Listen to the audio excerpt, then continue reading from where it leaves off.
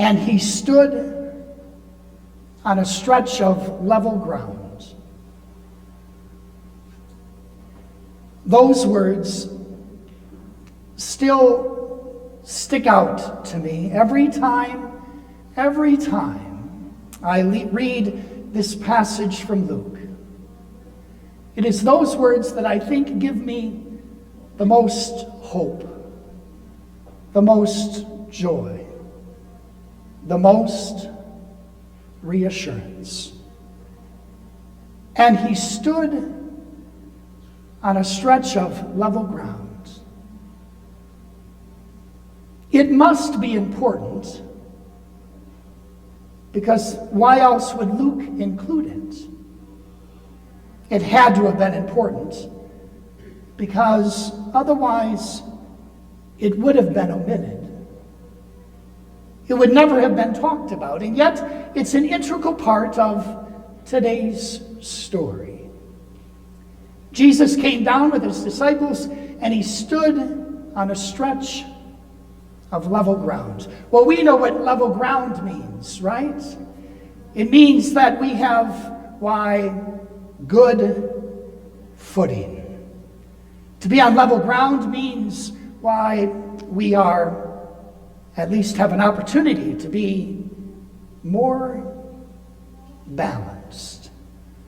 To stand on a stretch of level ground is something we all enjoy, especially after climbing for a while, or even descending for that matter. To be on a stretch of level ground gives us a sense of comfort. It's an opportunity for you and I to rest. So it's where we find our Lord today. And it's where he wants us to be. He wants us every day to stand on a stretch of level grounds. And we know what that means as well, don't we? It means that we are not above others, and we should never be below others. There should never be those who are up here and those who are down here. And yet, today's gospel story tells us that the path is anything but level. Because we are told in today's gospel that there are paths that lead to blessings, and there are paths that lead us to woes. So what path are you on today? And hopefully, you and I can be honest enough to say both. We're on both of those paths, truth be told, aren't we? We're always going down certain paths that are going to lead us to blessing, those paths where we are, on good, solid footing because we recognize that not only are we loved by God, but that everyone is loved by God. That not only should we be granted gifts in abundance, but everyone should be granted gifts in abundance. That not only we who enjoy the gifts that this country that we live in affords you and I, it should be given to everyone. Should have that opportunity to enjoy these gifts and these freedoms that are ours. And so there are moments in our lives when we go down that path and we understand it and we believe it and we try to preach it by the manner in which we live our lives. We become those people who strive to the best of our possibility to be inclusive, to be welcoming, to be inviting towards those that we encounter on a daily basis. We strive really hard to make sure that no one is left behind. And that when somebody is weeping, that we take the time to weep with them. And when somebody is hungry, that we take the opportunity to bring and to satisfy their hungers.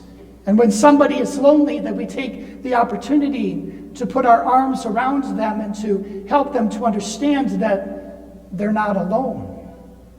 That there are people like ourselves who care.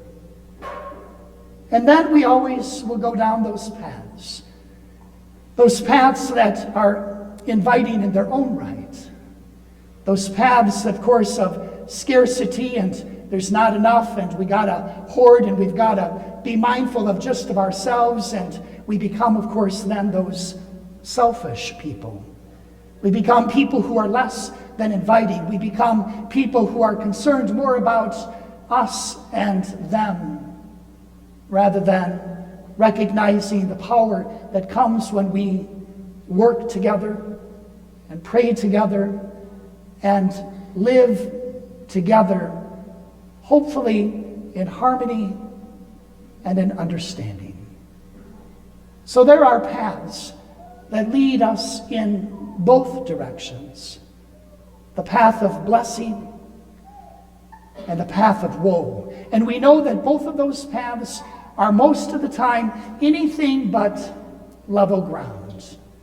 To go those paths means that we're going to have to climb, and we're going to have to work hard, and we're going to have to be diligent, and we're going to have to persevere. To go those paths of blessing, we need to recognize that it means that we have to grab on to one another and we have to help each other up these very steep and unstable cliffs that society and our world put in our way, because others are thinking that another path is better. But nonetheless, we go together. And as we go together, what we're trying to create is where Jesus began today's gospel story. You see, God's kingdom is about creating a kingdom, a world in which we can live where everybody can be equal, where everyone can stand on level ground, where everybody can be given a chance to be loved and to love, where everybody can be given a chance for safety and security and freedom and peace. This is the ground that you and I are invited not only to seek for ourselves, but for others. That is the kingdom. That is the vision that Jesus begins his ministry with in today's gospel from Luke. Luke thought it important enough for you and I to hear it. But not just to hear it, but to see it. Can you see that stretch of level ground? Can you feel it under your feet? Can you sense its security and its ability to have balance in your life? Do you appreciate those moments where you're on good footing, on level ground?